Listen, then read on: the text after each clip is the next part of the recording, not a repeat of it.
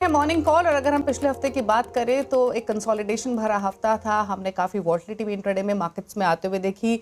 Market sentiments थोड़े से subdued रहे क्योंकि एक तरफ हम लगातार ग्लोबल जो फ्लोज हैं वो कंसिस्टेंटली आउटफ्लो की तरफ हम देख रहे हैं और ग्लोबल क्यूज़ भी जो थे पिछले हफ्ते वो काफ़ी म्यूटेड थे। लेकिन ये हफ्ता काफ़ी इंपॉर्टेंट रहेगा क्योंकि यहाँ पर फर्स्ट सेट ऑफ जो दिसंबर क्वार्टर के अपडेट्स रहेंगे अर्निंग्स से पहले वो आते हुए दिखाई देंगे। ऑटो सेल्स के नंबर्स पर नजर रहेंगी। डोमेस्टिक फ्लोज के साथ साथ फॉरेन फ्लोज कैसे रहते हैं उनको भी मार्केट काफ़ी कीनली वॉच करेगा। ऑल्दो अगर हम दिसंबर में अब तक की बात करें तो शुक्रवार के सत्र में एफआईज ने भले ही बिकवाली की हो लेकिन सो फार दिसंबर अब तक एफपीआई फ्लोज के हिसाब से पॉजिटिव रहा है। 16,000 करोड़ के आसपास के फ्लोज अब तक आते हुए दिखाई दिए हैं। अगर हम पिछले हफ्ते की परफॉर्मेंस देखें तो 1% के आसपास की बढ़त के साथ निफ्टी और सेंसेक्स ने क्लोजिंग दी है पिछले हफ्ते। ऑल्दो उससे प्रीवियस वीक में हमने काफ़ी गिरावट भी देखी थी, 5% के आसपास का स्लाइड देखा तो एक शॉर्ट कवरिंग का सपोर्ट भी हमने पिछले हफ्ते आते हुए देखा था।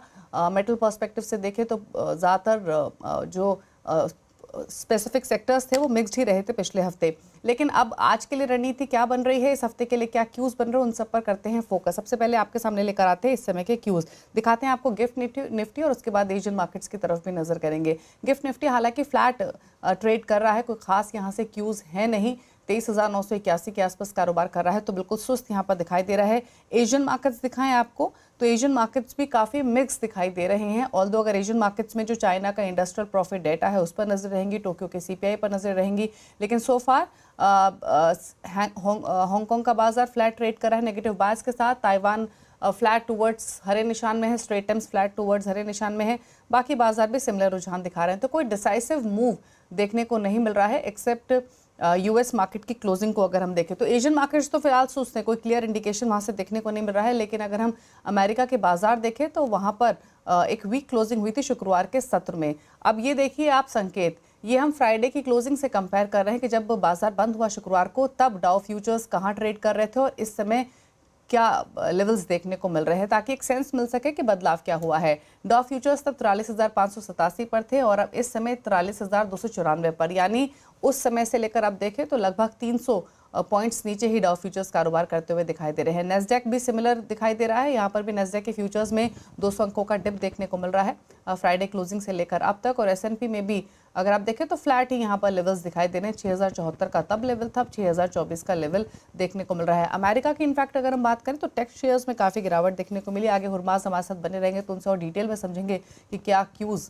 यूएस से आते हुए दिखाई दे रहे हैं। बाकी अगर आप देखेंगे तो बॉन्ड यील्ड्स में भी हमने थोड़ा सा डिप ही देखा है, 4.61% के आसपास तब थे, इस समय 4.21% के लेवल्स देखने को मिल रहे हैं। लेकिन हुरमास हमारे साथ मौजूद हैं बताने के लिए क्या है तमाम ग्लोबल संकेत। वीरेंद्र मदद करेंगे बताने में कि स्ट्रैटेजी क्या रहनी चाहिए आज इंडेक्स लेवल्स पर, किस तरीके के क्यूज डेरिवेटिव और चार्ट फ्रंट पर देखने को मिल रहे हैं। और कंचन बताएंगे कि कौन से वो स्टॉक्स हैं जो आज खबरों की वजह से फोकस में है। लेकिन पहले चलते हैं हुरमास के पास। हुरमास बताइए, अगर हम तमाम यूएस मार्केट्स को देखें तो एक वीक क्लोजिंग तो रही है, क्या संकेत बन रहे हैं? मॉर्निंग दीपाली। और संकेत आप कह सकते हैं कि कमज़ोर है, मगर आप ये भी ध्यान में रखें कि वॉल्यूम्स जो है कमज़ोर है, कम है, पार्टिसिपेशन कम है ईयर एंड की वजह से। तो उस वजह से भी अगर थोड़े से भी अगर मूव्स आते हैं तो वो थोड़े से एग्जैजरेटेड होते हैं, तो उस वजह से भी आप कह सकते हैं कि गिरावट के साथ बाजार बंद हुए। और दूसरा पहलू अगर आप देखें तो कह सकते हैं कि थोड़ी बहुत मुनाफा वसूली भी हुई है टेक शेयरों में, जो बिकवाली देखने मिली। अगर चढ़े इतने हैं तो थोड़ी बहुत मुनाफा वसूली भी साल के अंत में हमें देखने मिली। 6 दिनों की बढ़त के बाद डाउ जोन्स जो है वो शुक्रवार को गिरावट के साथ बंद हुआ, लगभग 350 पॉइंट्स का जो गिरावट हमें देखने मिली शुक्रवार को। और टेक शेयर्स में जो अंडर परफॉर्मेंस था, क्योंकि टेस्ला के शेयरों में 5% की गिरावट थी, एनवीडिया के शेयरों में गिरावट देखने मिली, उस वजह से जो है वो नैस्डैक और S&P 500 ने भी शुक्रवार को अंडर परफॉर्म करा। मगर इस अंडर परफॉर्मेंस के बावजूद हफ्ते दर हफ्ते तीनों बेंचमार्क इंडिसेस में तेज़ी हमें देखने मिली, मगर वो तेज़ी थोड़ी सी ट्रिम हो गई फ्राइडे की गिरावट के बाद। मगर स्क्रीन पर अगर आप देखेंगे तो वो तेज़ी ही थी। मगर जो संकेत, जो कंसर्न वाली एक बात थी वो ये थी कि यील्ड्स में, जो आप यील्ड्स का आप जिक्र कर रही थी, 10 साल की जो यील्ड्स है यूएस में वो अब 4.6% के पार निकल गई शुक्रवार को। वो मई के बाद का सबसे ऊपरी स्तर हमें देखने मिला 10 ईयर की बॉन्ड यील्ड्स में। और डॉलर जो है वो अभी भी 108 के ऊपर बना हुआ है। तो ये दोनों चीज़ें ध्यान में रखने की बहुत ज़्यादा ज़रूरत है।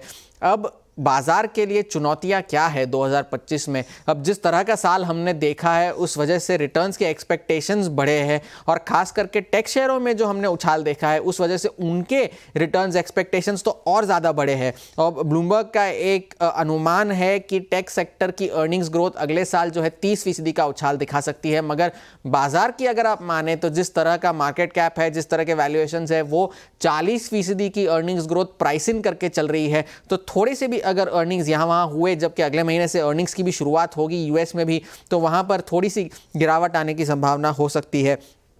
वहाँ पर अब दो बड़ी दुर्घटनाएं हुई वीकेंड पर। एक तो अज़रबैजान में जो विमान दुर्घटना हुई, वहाँ पर इस बात की पुष्टि हुई कि रूस ने ही वो विमान को उसने ही गिराया था, क्योंकि व्लादिमीर पुतिन ने अज़रबैजान के जो राष्ट्रपति है उनसे फ़ोन करके इस बारे में माफ़ी मांगी कि ये एक हादसा था और ये कोई जानबूझकर जो है वो विमान नहीं गिराए गए थे। और अज़रबैजान के जो राष्ट्रपति है और व्लादिमीर पुतिन, उन दोनों के घरेलू जो है करीबी ताल्लुकात है, उस वजह से उन्होंने खुद फ़ोन करके माफ़ी मांगी इस हादसे में। और दूसरा जो हादसा हुआ वो दक्षिण कोरिया में हुआ, जहां पर भी जो है एक बोइंग 737-800 का जो विमान था वो रनवे से स्किड हो गया और उस वजह से 181 लोग जो उस विमान में थे उसमें से लगभग 189 लोगों की मौत हो चुकी है और एक बर्ड हिट का अनुमान लगाया जा रहा है, जिस वजह से इंजन फेलियर हुआ, जिस वजह से ये विमान दुर्घटना हुई, मगर अब तक पूरी जांच इसकी पूरी नहीं हुई है। एशिया की अगर आप बात कर रहे हैं तो एशिया में मिलाजुला कारोबार तो है ही, मगर चाइनीज़ युआन पर आप नज़र रखें क्योंकि वहाँ पर दबाव बढ़ने की आशंका है। वो इसलिए क्योंकि हांगकांग की जो लिस्टेड कंपनीज़ है, जो चाइनीज़ लिस्टेड कंपनीज़ है हांगकांग में, वो लगातार रिकॉर्ड डिविडेंड दिए जा रही है और उस वजह से युआन पर दबाव आ रहा है। वो इसलिए क्योंकि वो डिविडेंड जो देते हैं वो हांगकांग डॉलर में देते हैं, मगर कमाई जो उनकी होती है वो युआन में होती है, तो वो कन्वर्जन की वजह से युआन पर दबाव बन रहा है। तो वहां पर नजर रखने की जरूरत है। इंडस्ट्रियल प्रॉफिट्स का डेटा जो आपने कहा उस पर भी नजर रखने की जरूरत है, मगर इस हफ्ते कोई ज्यादा बड़े क्यूज नहीं है क्योंकि नए साल की छुट्टी भी होगी मिड वीक में। ज्यादातर बाजारों में, हमारी तो नहीं होगी, मगर ज्यादातर ग्लोबल बाजार बंद होंगे और जॉबलेस क्लेम्स के तो डेटा आएंगे, मगर अगले हफ्ते से जो है वो सारा बड़ा डेटा आना शुरू होगा क्योंकि ट्रेड डेफिसिट, सर्विसेज पीएमआई और जॉब ओपनिंग्स के डेटा आएंगे 7 जनवरी को। एडीपी की एम्प्लॉयमेंट रिपोर्ट आएगी 8 जनवरी को और फेड की जो इस हफ्ते की जो इस बार की जो बैठक हुई थी उसके मिनट्स आएंगे 8 जनवरी को। तो उन पर नजर रखने की जरूरत होगी कि आगे चलकर फेड क्या करना चाहता है। और सबसे बड़ा डेटा जो नॉन फार्म पेरोल्स का है, जो ये शायद तय कर सके कि फेड जो है अपनी जनवरी की पॉलिसी में क्या करेगा, वो 10 तारीख को आना है। तो उन पर नजर रखने की जरूरत है, मगर फिलहाल के लिए स्क्रीन पर संकेत जो है वो कमजोर है, मगर वॉल्यूम्स भी और पार्टिसिपेशन भी कम है, इसकी आपको ध्यान रखने की जरूरत है।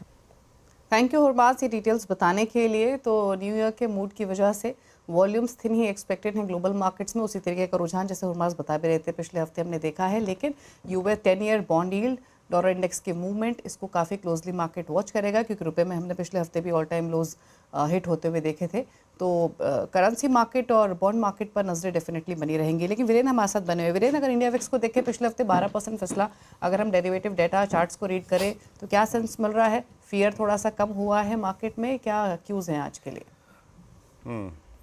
Deepali, good morning. देखिए दीपाली, वही जो बात अभी आप कह रही थी ना, और हॉर्मोज के वॉल्यूम्स कम है और पार्टिसिपेशन कम है, वो इम्पैक्ट स्क्रीन पे विजिबल है।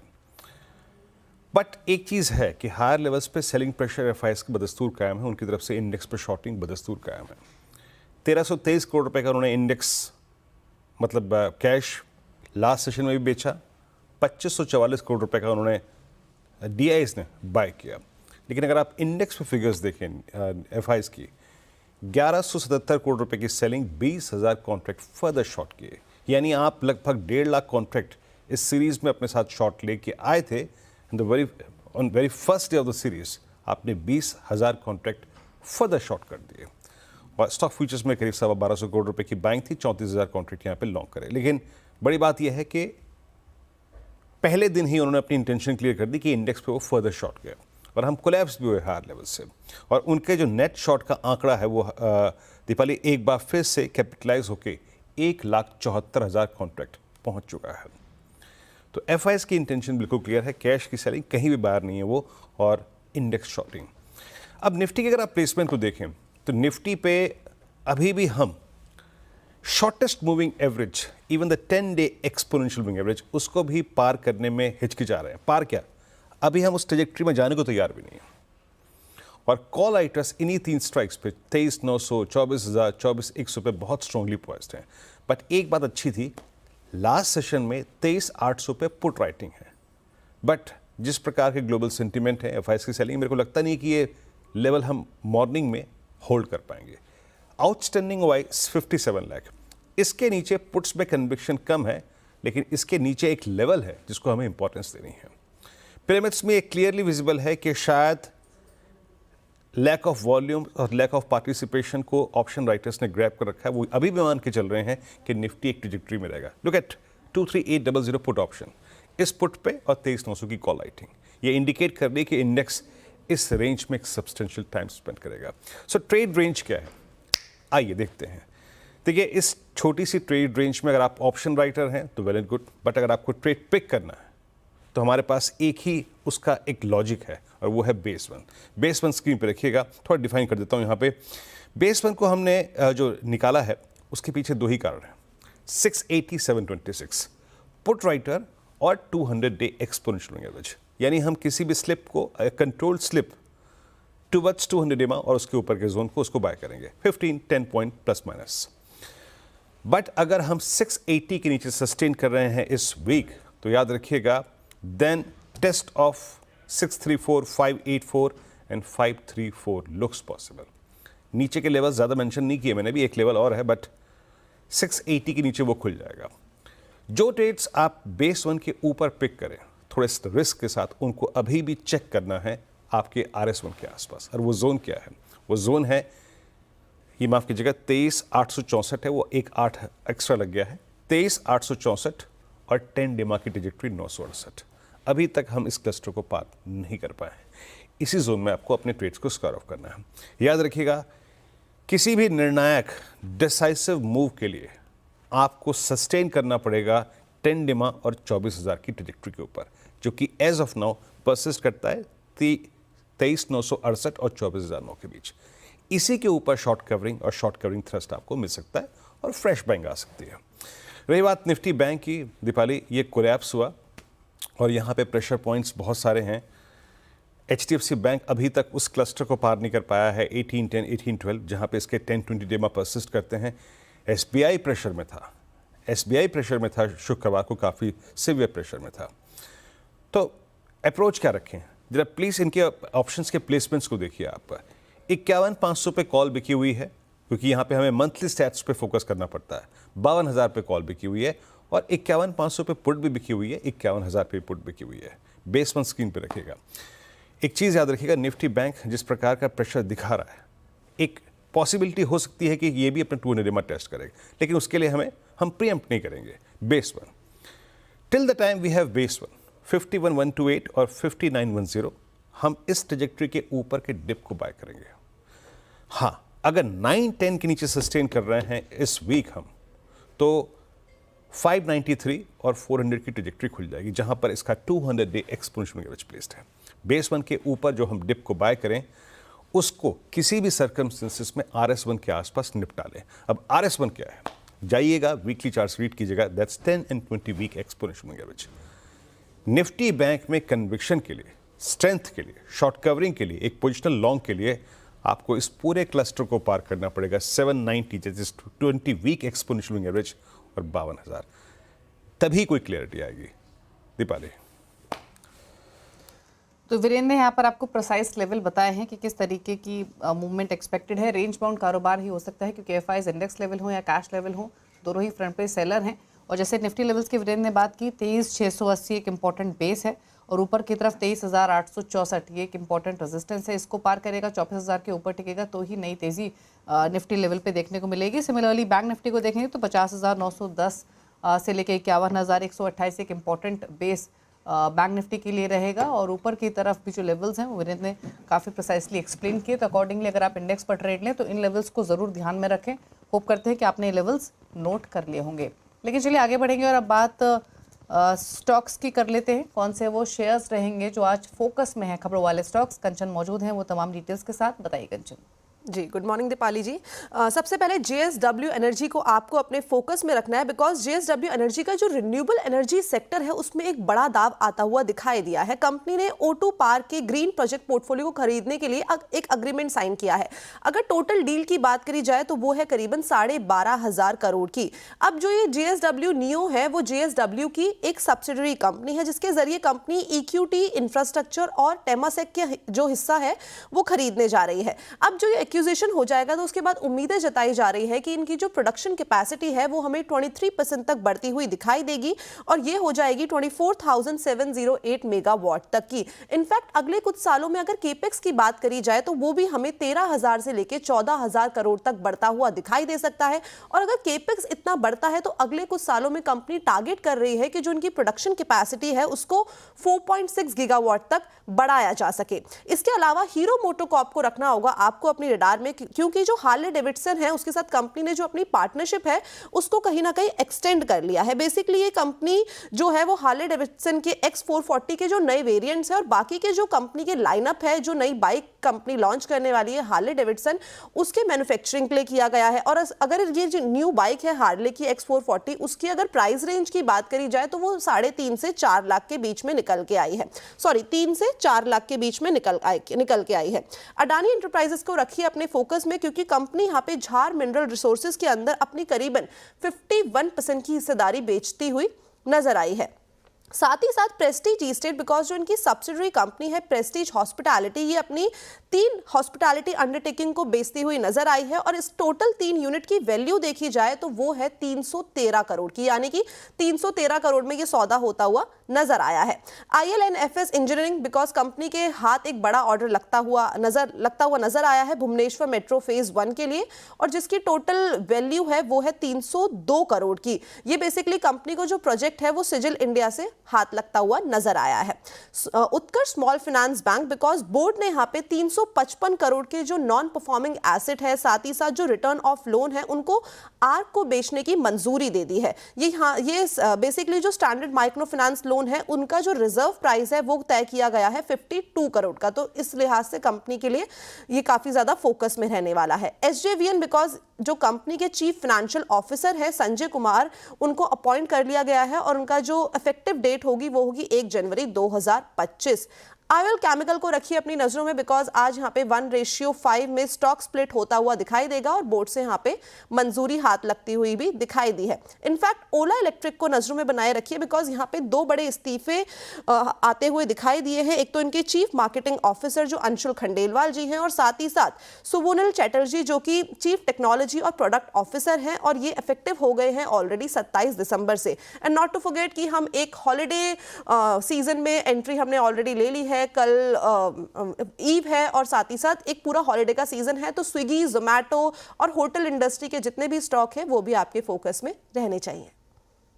थैंक यू कंचन, ये तमाम स्टॉक्स बताने के लिए जो आज खबरों में है। तो लिस्ट लंबी जो कंचन ने आपके साथ शेयर की, वो खबरों के मुताबिक उनमें हो सकता है आज एक रिएक्शन देखने को मिले, तो ये स्टॉक्स डेफिनेटली फोकस में रहेंगे। चलिए रुक रहे हैं इसी के साथ एक ब्रेक के लिए। जब लौटेंगे तो कमोडिटी मार्केट के ट्रेड्स आपके लिए लेकर आएंगे। आज कौन से इंपॉर्टेंट इवेंट्स हैं वो भी बताएंगे आपको एक छोटे से ब्रेक के बाद।